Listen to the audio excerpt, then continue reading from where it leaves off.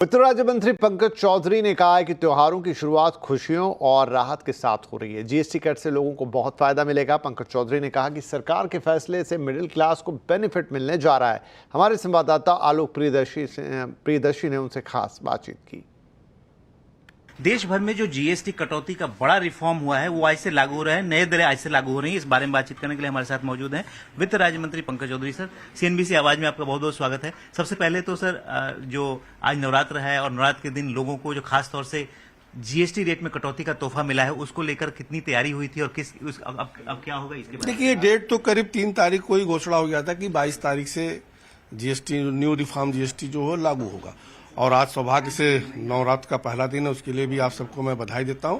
और आज पहला दिन ही नवरात्र का जो त्योहारों का शुरुआत होता है, अगर कहना तो पूरा सीजन आम जन को कहीं ना कहीं इस न्यू रिफॉर्म से बहुत लाभ होने वाला है। जी सर, दूसरा सवाल कि आपने सेस के जो जीओएम था उसके कन्वीनर थे, सेस का आप लोगों ने बहुत अच्छे तरीके से किया। एक सेस जो टोबैको पे रह गया, वो कहा गया कि जब राज्यों का लोन चुकता हो जाएगा तब उसके बाद लगाया जाएगा, क्योंकि उसको छोड़ दिया गया है। उस पर क्या आगे की व्यवस्था? अब वो मैं अपने जीओएम का रिपोर्ट काउंसिल को सौंप दिया था, काउंसिल उस पर निर्णय लेगी और आने वाले समय में जब वो खत्म होगा तो काउंसिल उस पर फिर बैठेगी और निर्णय लेगी।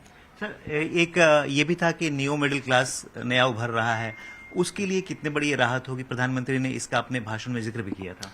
देखिए, देश में जो 2014 के बाद से जितने भी रिफॉर्म्स हुए हैं या जितना भी हमारी सरकार ने योजनाएं लेकर के आई हैं, उससे करीब 25 करोड़ से ज्यादा लोग तो गरीबी रेखा से बाहर है।